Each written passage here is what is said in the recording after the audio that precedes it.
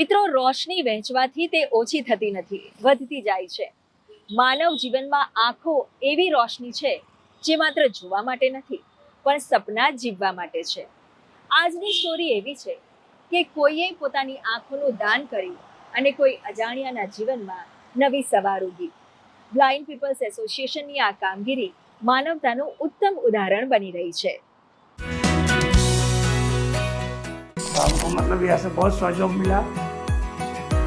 Doctor साहब ने वो मेहरबानी. ये तो बहुत पुनीत भगवान हमने ऊपर आत्मा ने बहुत सार મળશે. ठोकरें लगती थी हर चीज़ में. गैस पे पकाने बैठी थी, उसका पल्लू कब जल जाएगा, वो गिर जाएगी या दीवार में ठोकी जाएगी, ये सब मेरे को ध्यान रखना पड़ता था.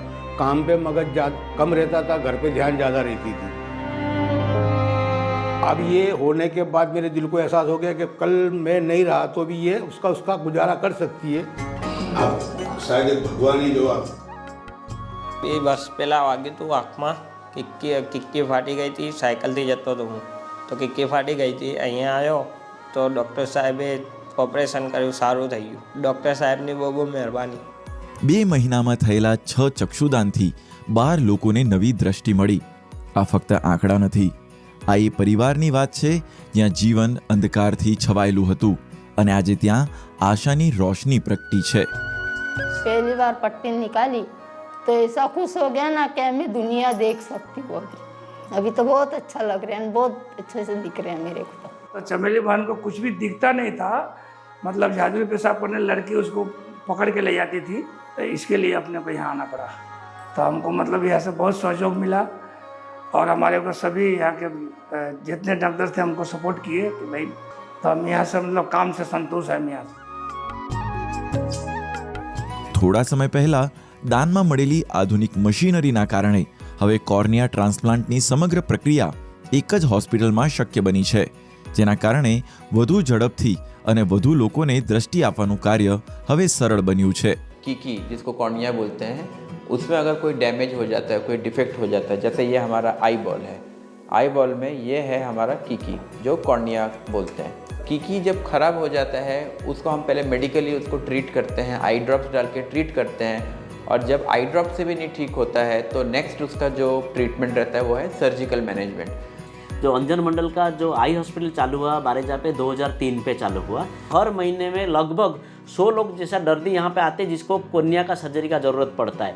तो हम लोग धीरे धीरे कोर्निया का सेंटर यहाँ पे चालू किए. और आई बैंक में कॉर्निया के लिए जब कॉल्स वगैरह आते हैं, कोई डोनेशन के लिए कॉल आता है, तो पहले पेशेंट उसको 6 घंटे के अंदर इन्फॉर्म करना पड़ता है. 6 घंटे के अंदर हमको उसके डोनर में से आँख में से कॉर्निया निकालना होता है. स्क्लेरोकॉर्नियल मतलब सिर्फ कीकी को ही हमारे डोनर में से निकाल के फिर हम लेके आते हैं. वो डायरेक्टली आई बैंक में आता है. आई बैंक में पूरा प्रोसेसिंग होता है, पूरा उसका हम देखते हैं, जांच करते हैं और फाइनली हम सेल काउंट करते हैं. और उसके बाद वो देखते हैं कि वो कॉर्निया हम कौन कौन से पेशेंट में यूज़ कर सकते हैं. જયંતિભાઈની ખાસ ઈચ્છા હતી કે મારા નેત્ર જો બીજા કોઈને કામ આવતા હોય, કોઈ જોઈ શકતું હોય, એ બાને મને યાદ બી કરશે અને કોઈકનું જીવન સુધરી જશે. નેત્રનું દાન એ મોટામાં મોટું અંગદાન છે.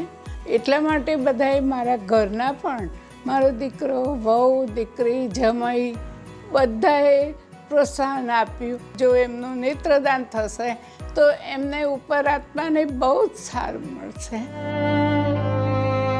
तो इसमें हम लोग सब मिलकर अगर हाथ मिलाएंगे और एक मुहिम को आगे लेके रखेंगे, कहीं पे भी आई कलेक्शन होगा.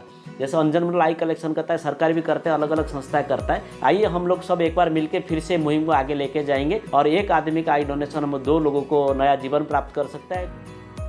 જીવનના અંતે આંખો બંધ થાય છે, પણ જો દાન થાય તો કોઈ બીજાની દુનિયા હંમેશા માટે ખુલી જાય છે.